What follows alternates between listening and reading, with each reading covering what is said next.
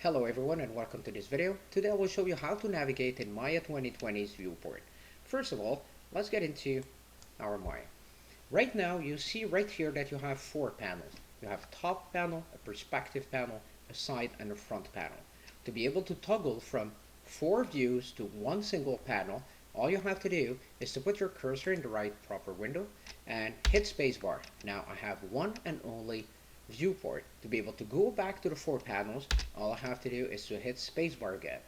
I can choose to go full panel on top view, front view, side view, and perspective. Now to be able to navigate Maya's viewport interface, you will need to have a mouse and a keyboard.